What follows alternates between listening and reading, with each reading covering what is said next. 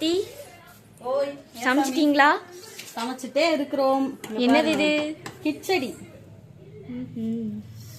கிச்சடி அங்க செஞ்சேன்ல, பார்த்துட்டு அம்மாச்சி செய்ய சொன்னாங்க. கிச்சடி செய்யலாமா பாப்பா நைட்டுக்கு அப்படின்னு. அது 1 மணி நேரம் டிஸ்கஷன் போச்சு, என்ன சாப்பாடு செய்யலான்ட்டு. அதனால சரி கிச்சடி செஞ்சிடலாம் அப்படின்ட்டு செஞ்சோம். குட்டிமா ஆதிக்கு தூக்கம் வந்துருச்சு. அங்க பாருங்க கண்ணை போட்டு தேய்க்கிறத. அக்காட்ட போடுமா, செல்லு வேணுமா? இருங்க வீடியோ எடுக்கல, அவங்கள கேட்பாங்களா எல்லாருமே. ஹாய் சொல்லுங்க. Hi hi. அழகிடி பாருங்க, 4 பல்லு வந்துருச்சு ஆதிக்குட்டிக்கு. ஒன்னும் சொல்ற மாதிரி இல்லை, இப்படியே தான் கத்திட்டே இருக்காங்க பாருங்க. ஆமா அப்பா நாளைக்கு வருவாரு. என்ன வேணும்? சரி நம்ம சொல்லிடலாம் அவங்களுக்கு என்ன சாப்பாடு பாருங்க ஃப்ரெண்ட்ஸ். இன்னைக்கு நம்ம வீட்டில் வந்து பார்த்தீங்கன்னா கிச்சடி, கேரட் பீன்ஸ்லாம் போட்டு செஞ்சுருக்கோம். பட்டாணி கிடைக்கல, போட்டிருந்தா நல்லா இருந்திருக்கும். அப்புறம் பார்த்தீங்கன்னா தேங்காய் சட்னி. எங்கள் பாப்பா கையால் அரைச்சிருக்கிறான். இதுதான் இன்னைக்கு நம்ம வீட்டில் சமையல்.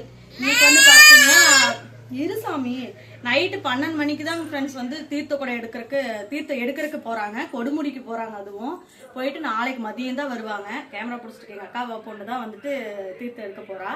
நாளைக்கு மதியம் வந்துட்டு தான் அப்புறம் இங்கே அந்த தீர்த்தத்தை வச்சு சாமிக்கெல்லாம் அபிஷேகம் பண்ணிட்டு அப்புறம் அலங்காரம் பண்ணுவாங்க. ஸோ நாளைக்கு மதியம் இன்னைக்கே சாயந்தரம் கிளம்ப வேண்டியது. அப்புறம் நைட்டு இவங்க தீர்த்தத்துக்கு போகிறாங்காட்டின்னு சரி நாளைக்கு மதியம் பூஜை முடிச்சுட்டு கிளம்பிக்கலாம் அப்படின்னு சொல்லிட்டு மாமாட்ட சொல்லியிருந்தேன். மாமா அங்கே தக்காளி சாப்பாடு செய்கிறேன்னு சொல்லி இப்போ சொல்லியிருந்தாரு. இங்கே கிச்சடி. நீங்களாம் என்ன சாப்பிட்டீங்க அப்படின்னு சொல்லிட்டு கமெண்டில் சொல்லுங்கள். எல்லாத்துக்கும் குட் நைட் ஃப்ரெண்ட்ஸ். பாய்.